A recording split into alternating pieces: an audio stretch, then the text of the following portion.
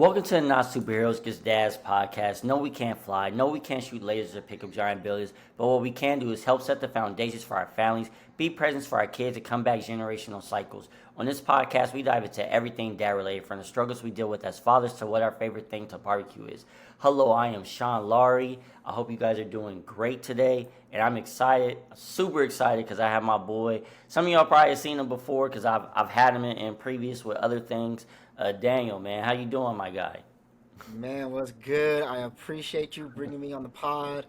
Thank you very much, man. It's an honor, brother. I'm doing really good, really good. That's good, man. That's good, bro. Before we'll do a little just quick icebreaker. You know what I mean? You being, people probably didn't know that it exists, but we are both Clipper fans, right? So with that You being might have to said, repeat what that is because I your think you were thoughts, man? breaking up a little bit on that. You got to I'm repeat breaking. that again, man. You got to let Okay, people know. okay. Um, no, I said so. So what people probably don't get or understand that is me and you are both Clipper fans, right? Yes, sir. So Yes, sir. I know it's hard to believe y'all, but we're both Clipper fans. So my question for you, real quick, my icebreaker, real quick for you is, what is your expectations for this team? Ooh, man. I'm going to tell you this right now. I'm excited for when we open up that Intuit Dome next season. We gonna hang our championship 2024 banner up, baby. That's Mm, what we about to do. That's what we about to do. I'm mm. excited. Okay. This team is good. We're looking good, man. Of course, barring our injuries, Yeah, yeah, yeah. if we can stay healthy, like with any team, but if we can stay healthy, man, we're dangerous. We are Mm. dangerous. We have the experience. We have the bench. Yeah, You yeah, know, as we say every year, it's our year. yeah, yeah. I feel really good this year, man, and hopefully we keep some momentum going into the playoffs. I just think we Yeah. can pull it off with the experience in the 7 game series. So I'm excited, bro. I'm excited. I don't know I about like you, but that. I'm excited. I'm excited Um, about. See, I am excited about the new arena, right? Because we have the worst, and I don't say that this is facts, y'all. We have the worst schedule ever, ever. We have a back to back 100%. on daylight savings. Like, how does that 100%. work? We have the most back to backs. We have what, four in March, and Speaking, then man. Come on now. we just had one in I think a little bit after in February, the For end of last February, week, yeah. Yep. and then we have like either two, I think, to finish the season off, like Yeah. in April, Yeah. something crazy like that. Hmm. So I'm already, it's at a place where it depends on the seating because honestly, I don't know. We might be stuck at four because I'm like, at this point, I'd rather us just rest on the back to backs because we have too many games all cluttered in one while everyone else gets 2 days off, 3 days off. It's Hmm. crazy, man. It's crazy. They You're hate right, us. man. You're speaking the facts, man. They hating on it. Yeah, you know what? But we gonna push through that adversity, and we gonna show what's up during the playoffs. I really feel as if the experience can pull this off with us.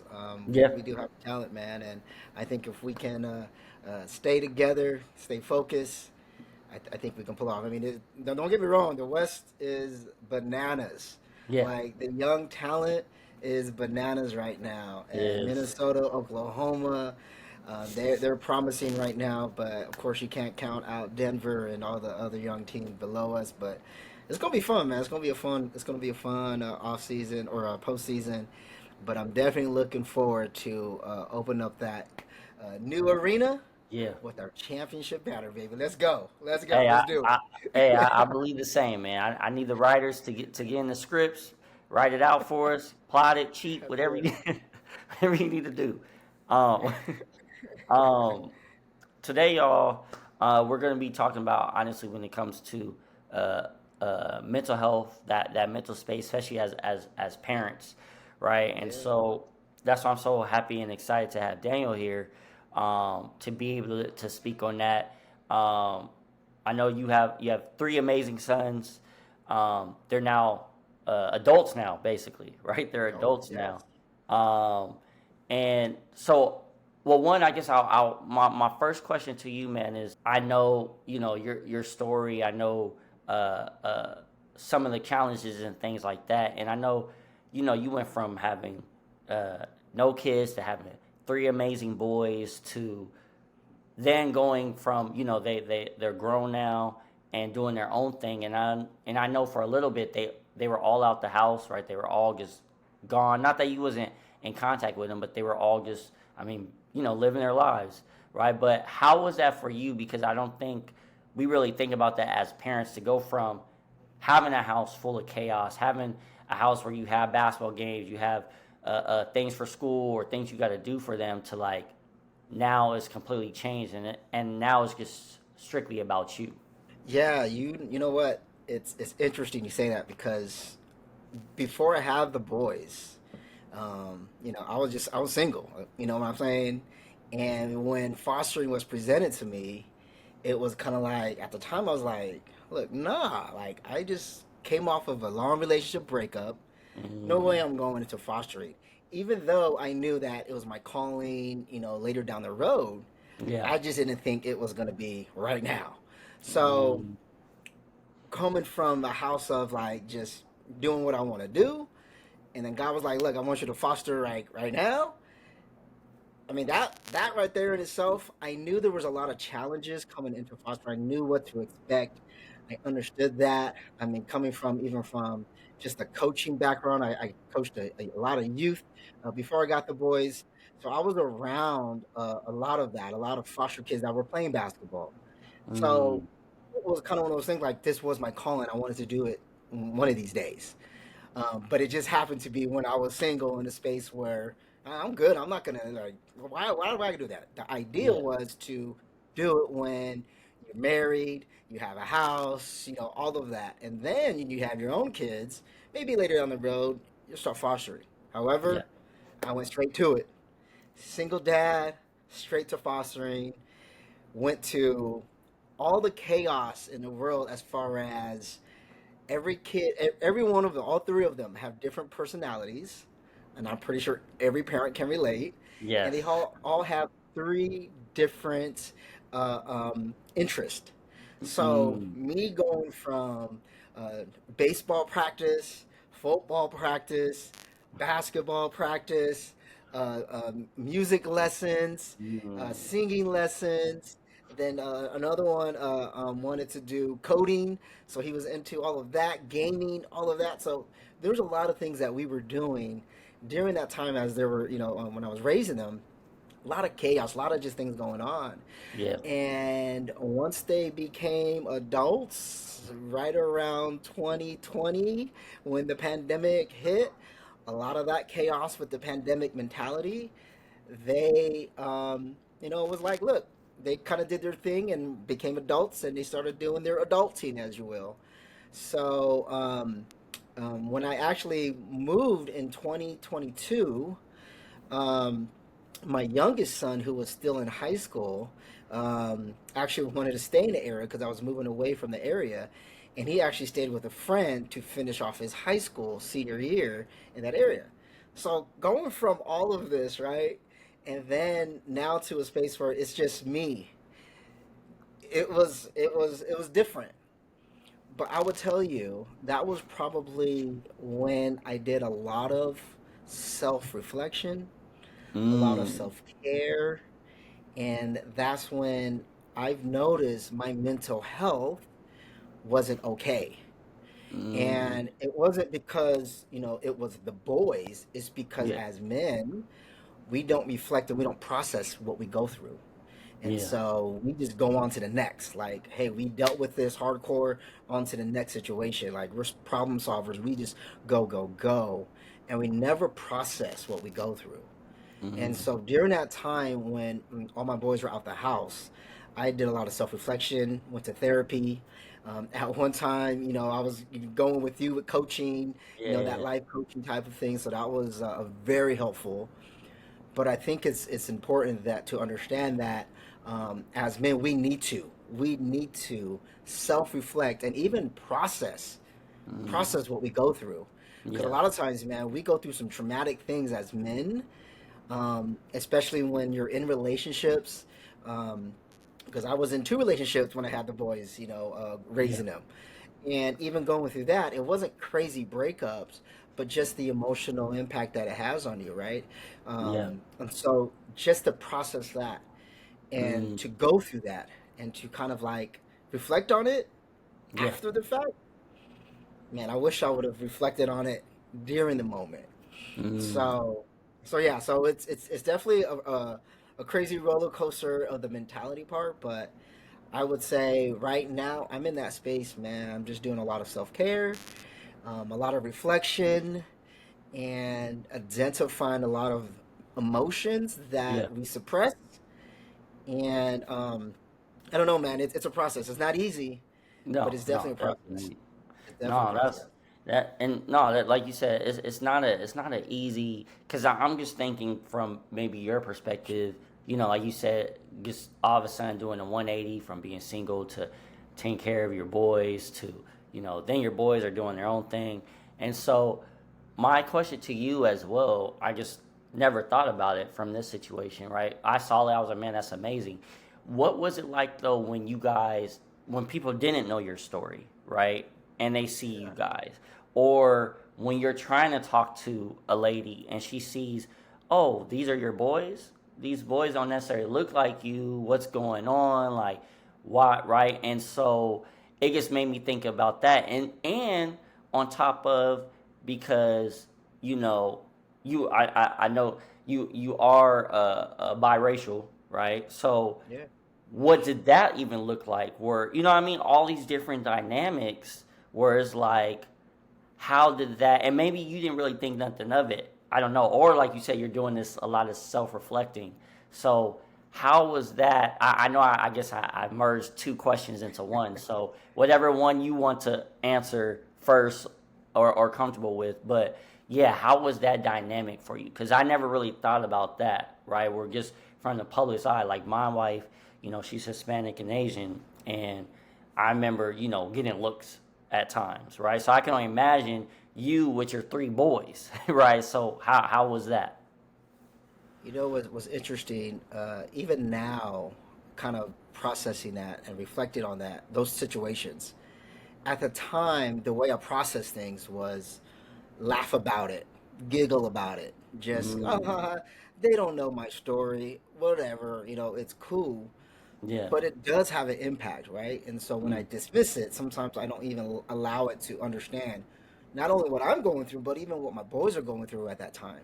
yeah. So, I mean, there's a lot of stories behind that, right? I mean, coming, being half black, half Filipino, and especially going into foster care, you could actually be very particular on what type of kids you want in your household, from what Mm, religion they are, if they are Hispanic, black, like you can pick the race, you can pick the age, you can do all of that. You can be very particular. However, when you get very picky, it's very slim chance of you getting someone in your home.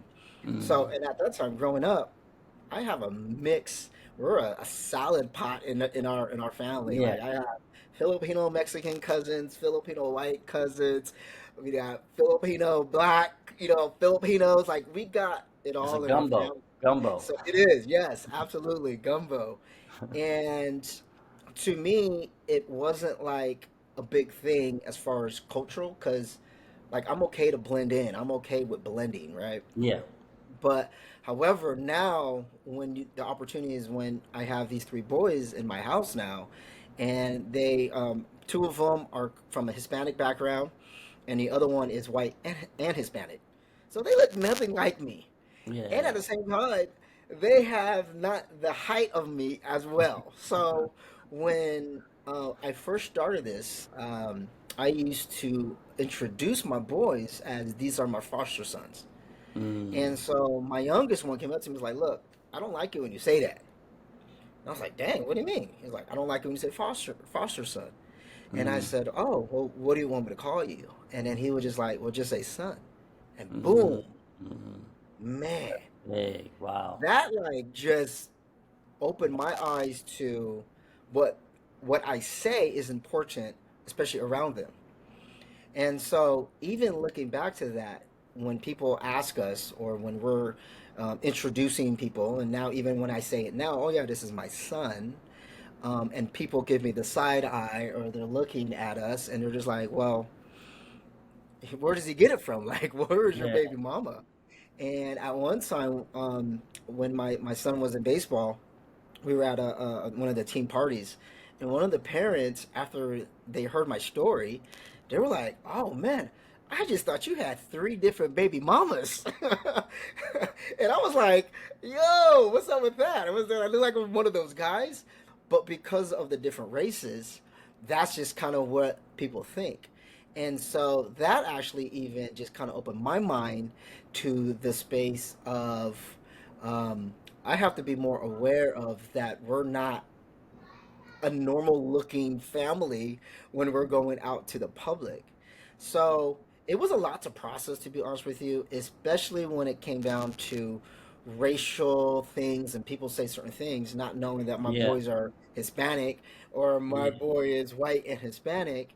And vice versa, they will come home and give me some stories from school about someone said this about this particular race or this particular group Mm, and all that. So going through that process of um, to understand of just how people think, right, yeah. and people's opinions. Yeah. It's a lot to take in, but it's definitely a very challenging um, process. And again, at that time, me processing it, I was dismissing it by laughing about it or giggling about it, right? It was kind of like, they don't know, but it was very impactful because Mm, I have many more stories of racial things that went on yeah. through through raising the boys, Yeah. and especially not only just their race, but also them being foster kids, right? Yeah. So you hear all of those things and trying to advocate for them and try to defend for them, right? Yeah. There was a lot to it, Yeah. and I'll tell you just a quick little story. The first time I had the boys, and I was taking them to therapy, their therapist, their therapist was saying some things outside when I would actually meet up with her one-on-ones, and she would say Yeah. things, and I was like, "Look, I can't do this anymore. I can't. I got to get them away from this therapist because Mm, they don't need to go through that." And yeah. that was hard for me to even just stand up for them because it was like, wait, this is the system. This is what they want them to go through the therapy. But I had to remove them from that therapist just because it wasn't healthy. It wasn't healthy for them, and it definitely wasn't healthy for me because my blood pressure was going up real Yeah. quick every time talking to Yeah. her, and it wasn't a good thing. So Mm, so yeah, so there's a lot to process while dealing with race, dealing with a biracial background. But however, I would throw this in there. When they came into my family, my aunts, uncles, brothers, sisters, all the cousins, um, they just embraced them. They didn't that's look at beautiful. them differently, only because that's just how our family is, right? We just have a melting pot, Yeah. and they just kind of embrace it. So that was helpful for me in the long run because I had the support from my family, and embracing my boys coming into the family and just loving on them, regardless of what they look like or where they come from. But Mm, yeah, but that's a whole other story with that one. But yeah, no, that's yeah. that's no, that's a beautiful thing, man. And you actually had me thinking as well. So, well, I'll ask this question first. So, when you said like even with their therapist and how the system is, and you're like, man, like, no, I gotta remove my boys from this. This is actually doing more harm than good, right? So, how was that for you as well? Like, because I'm thinking for myself, right, as a father, different things I'm trying to do, or when our kids are sick, or when our kids need certain things, right? And we're trying our best to hurry up and get it. Like, oh, like one of my kids has bad what's it called it? Oh, I can't think of it. It's like they get respiratory infections at times, right? So Mm, constantly doing that, or my other son will get like a pink eye, like just like little small things, right? At yeah. times where, but you're trying to hurry up and cater to this, figure out how to fix this.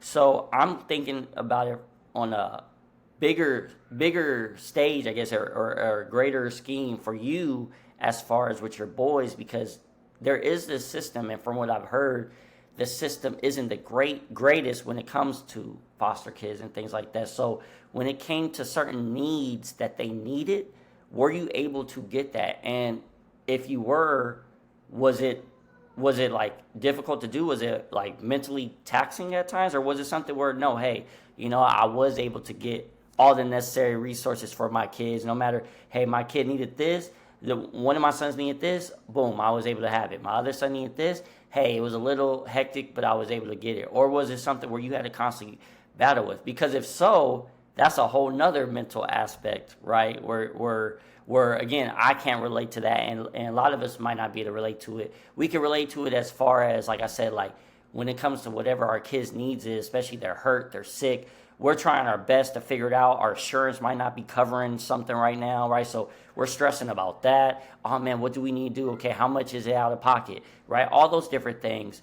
But from your point of view, did you ever deal with anything like that?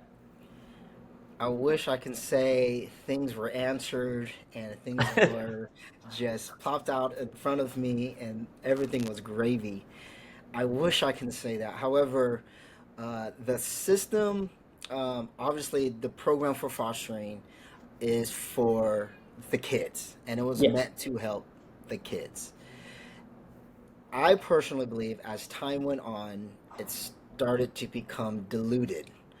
And Mm, now, in the space where we are fostering these boys or fostering kids, people do it for other reasons rather yeah. than what the system was made for. Mm, So there's a lot of protection in that for the system to protect the kids, mm-hmm. but then you have the system where, and I say the system as in, let's just say county. So let's kind of put some context to it. Yeah. So you got the county that actually is responsible for these kids, and then you have, and I say county social workers, and then you have foster agencies who also is helping the county workers because these county social workers have a workload that to me is insane. And I Yeah. think one time I was talking to one of the county workers, the social workers, and she said she had like 35 kids, and she has to meet with them, with these kids once a month. Mm, That's not, you can't meet them once a day. I mean, you're not working every day, so you got to meet at least 2 to 3 kids a day, on yeah. top of trying to take care of situations that just come up. So if I had a situation, I call the social worker, she would have to take care of it. So how do Mm, you kind of navigate with all that? So um, to say when I had issues or things that were going on, and I'm trying to get resources, it was very difficult. However, being part of a foster agency was very helpful, and I highly recommend if you're thinking of fostering or if you are in fostering, network and get resources. Don't rely on the social workers to give you answers. There's so much resources out there that is crazy, but what's crazy is we don't know what the resources are. And so because we don't know, it's hard for us to advocate for the children. yeah. So with all that being said, um, when something's going on, just for instance, let's just talk about that therapist situation. Um, I knew it wasn't going to be an easy, quick turnaround to go. They're going to get a therapist next week, and we're going to get a new therapist next week. Um, but I did have to advocate for them, and it was one thing for me talking with her, and it was a situation where I'm like, I don't like the way she's doing it. But it's also another thing when my son comes out of that therapy session and he's crying, and it wasn't a good cry. Like, Mm, oh, he was dealing processing what he. No, it was like he hated her, doesn't want anything to do with his therapist, and it was like there's something more. yeah. So I had to advocate for it, and so at the time I was on the phone with the social worker, having a conversation with the therapist at the place, and finally said, "We're not coming back." I didn't even Mm, know what that even meant. I don't yeah. know if I could do that at the time because I was just starting fostering. But Yeah. I knew one thing. I wasn't going to have my son come out of therapy session crying every single time and Mm, hating therapy. And that was one thing I knew I couldn't do. So I just had to advocate for it. Now, with all of that being said, then because you're advocating or you have that strong stand up for your kids, some of the social workers will actually start listening to you. And mm, so I actually got connected with a social worker in the agency, with the agency, and we actually created a good relationship, which I could have conversations with them, and they would tell me exactly how to work with it, right? How to process it, Yeah. how to get through it, what it looks like, the longevity of things, your pros and cons behind it. It wasn't like, oh no, do it this way. It was like, hey, if you do it this way, this is what's going to happen. If you do it this way, this is what could happen. So I always say connect with the social workers, get tap into that, and also outside of that, also start looking into your local communities. That's kind of actually where I got a lot of connection too, is tapping into the local community and doing a lot of classes with that. And I just connected with a lot of people there too. So that helped me advocate for a lot of things. Mm, However, going through the process from everything from just what the kids were struggling with, just your day to day, I realized my first thing was pick up the phone and call the social worker. Pick up the phone and call the social worker. It started to become to a space where they didn't have any answers that can help them at the moment. So at this time, it was like, hey, now I'm on the island on my own. And when I say island on my own, it wasn't like I didn't have the support because I definitely had the support from my family and friends. yeah. There were times when, if they did something bad at school or something happened at school and I needed one of my friends or my parents or my family to watch them, they were there in a heartbeat. So I definitely had that support. And I highly recommend people to get that support from families and friends. But to advocate for them, it took a lot of stress. It took a lot of understanding and research outside of what social worker of what they're telling you. And even reflecting back on that right now, Yeah. I do realize that a lot of the anxiety and stress that I've built up through the time um, was because of the um, you got to stand up for them and you always got to push for them and you got to advocate. But at the end of the day, what it was for, it was definitely worth it. Mm, Definitely worth it. But I would also say too, it's just sometimes we can go, and we don't have time to process every situation that we're going through. Because there yeah. could be a day where I go through a situation with one kid, and then an hour later you're dealing. I mean, as parents, right? 1 hour later you're dealing with another situation, and Yeah. sometimes it doesn't even have to be a household thing. It can be like, oh, they're dealing something with at school, or something they're dealing with their friends, in the neighborhood, or whatever it may be. And so just to kind of always be that person to, because it was just me, I was a single father, right? It wasn't like, and coming where I'm come from, especially the generation, it wasn't like, oh, you know what, let me lovey-dovey you and all that. It was like, I suck it Yeah. up, stop crying type of mentality. Yeah. But I knew that wasn't the way to parent.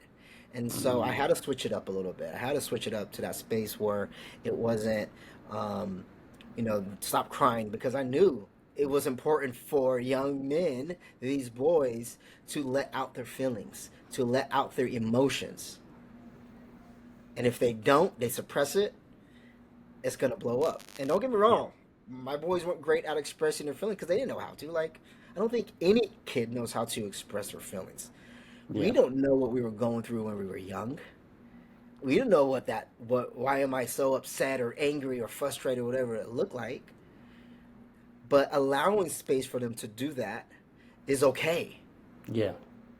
But it's not okay for not to process it. So as parents, if we're not talking to them about it, if we don't put context, if we don't put language to what they're going through, it's still unhealthy emotionally and mentally.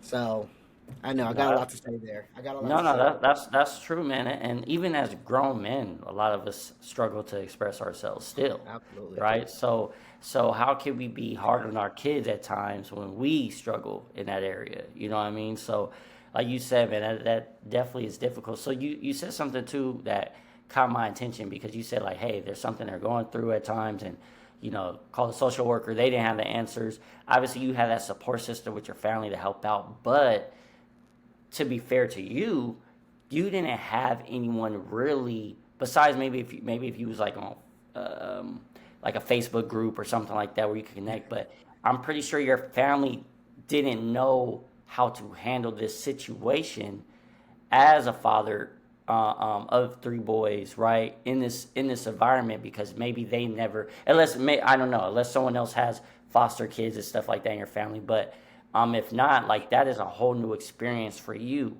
right? And so with that being a whole new experience for you, why your boys, it's just like with anything. When our kids are dealing with stuff, at least I can speak for me. I don't know if every father feels like this, but when my kids are going through something, I feel the same thing, right?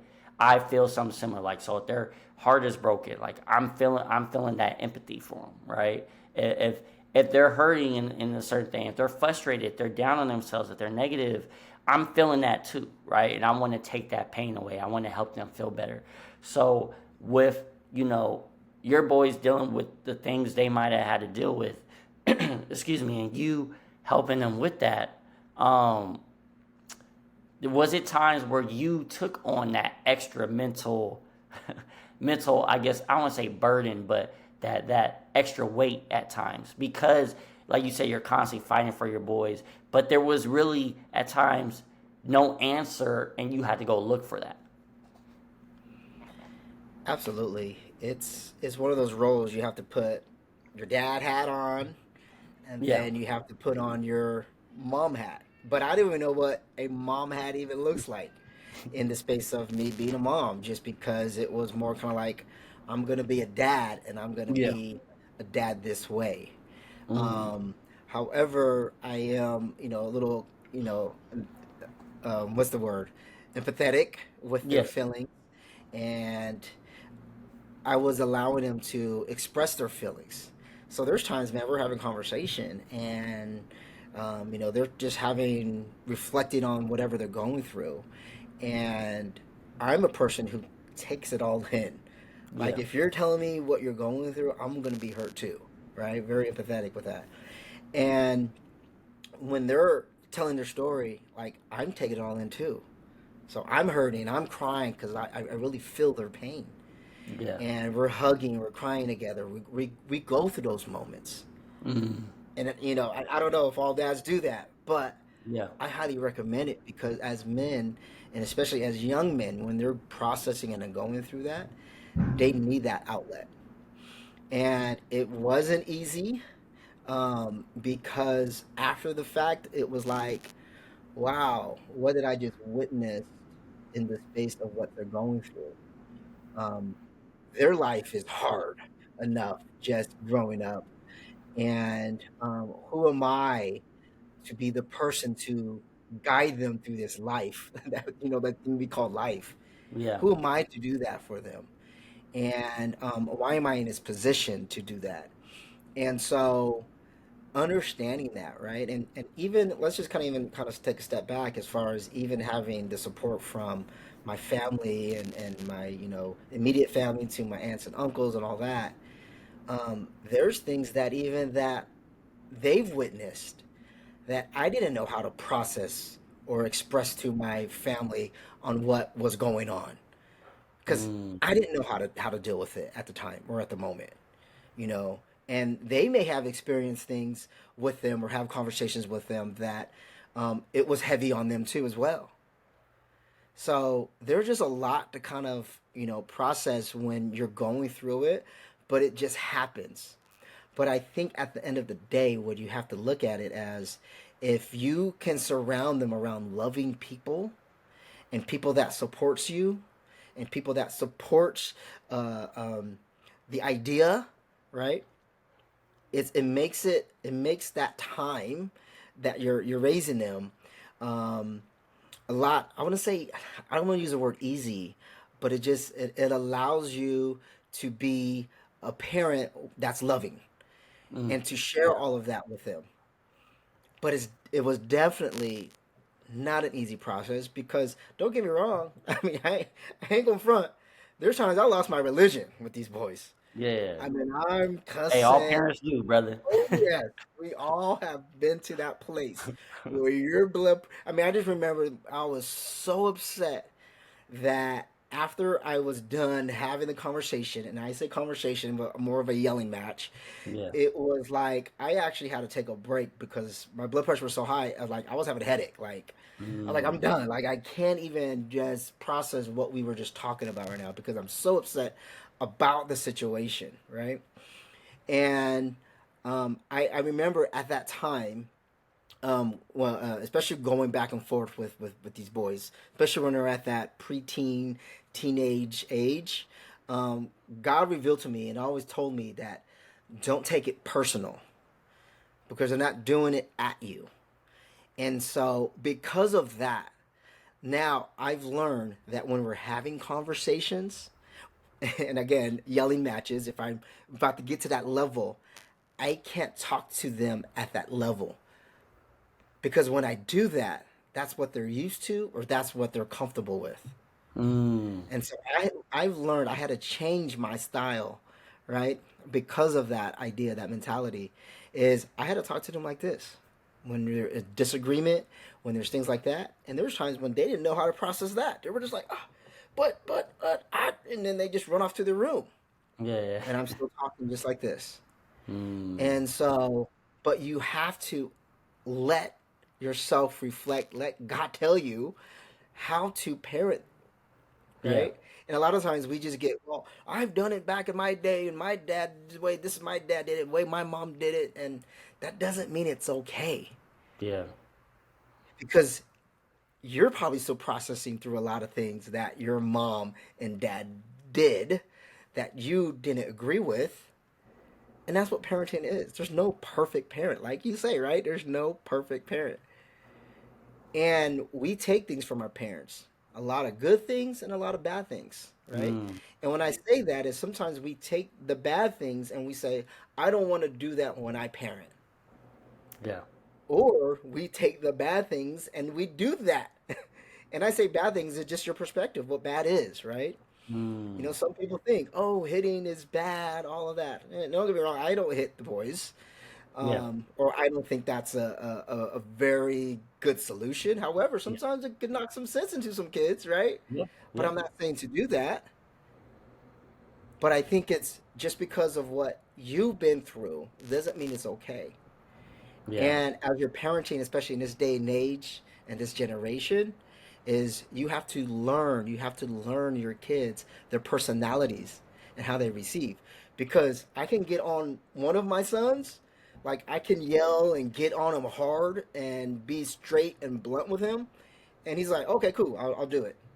Yeah. The other one, I have to be more like, hey, blah, blah, blah, and be very gentle with him. And, oh, okay, I'll do it. And the other one, I have to really dumb it down and be like, no, the reason why I say it like this, and then they go, oh, okay, I get it. Yeah. So there's different ways of talking to your kids, um, but it doesn't mean that my process or the way I do it is good for you too as well. Yeah. However, I would suggest is that you actually have a conversation with your kids, and not the because I said so. And I know we grew up in that generation is Oh because yeah. I said so, just do it. There has to be context. There has to be context behind it because we want them to think, right? Yeah. And if they're thinking with a why, give them some context behind it. It doesn't have to be a justification or a long explanation of it, but Yeah. tell them why you're telling them that. And that's all it comes from. And then when I say why again, not because I said so. It's I'm telling you to clean it because I want this household to be clean. It could be as Yes. simple as that.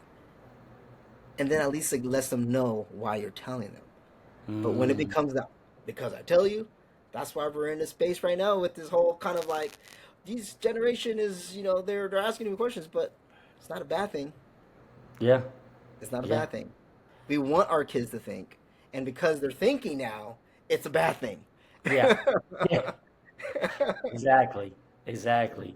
I know and I agree too because I've said this as well as far as like you said each kid has their each obviously I have 4 kids so I know right from 18 to my youngest being 5 each of them have different personalities and I had to learn that I had to learn hey okay you know what I have to understand this one's going to try to push my buttons This one, isn't, but I can't necessarily talk to this child the same way I talk to this one, right? If I even say, I don't know, what's wrong with you? You knocked your head or something, right? And they get upset. The other one, I could be like, you acting like a fool right now, and they just like, whatever, right? So Yeah, yeah, it just depends on each yeah, child. yeah, yeah. I want to ask you too because this is so good. We have so many good gems. Do you mind? Do you mind if we do a part two? Oh, Are you okay absolutely, with man. that? I do. Absolutely. Yes, yes, Okay. yes. Okay. So, because I know people's attention span. So, y'all, make sure you guys like, make sure you guys subscribe. There's going to be a part two. We're going to continue with this conversation. I never want to rush any of these conversations because I feel like it's so important. I feel like it's so key for you guys. So that's why we're going to do a part two with this. And I appreciate my boy Daniel. We're going to record, but I'm going to drop the following episode the following week. But yeah, guys, remember, you guys don't have to be perfect, but you always have to be present. We'll see you guys.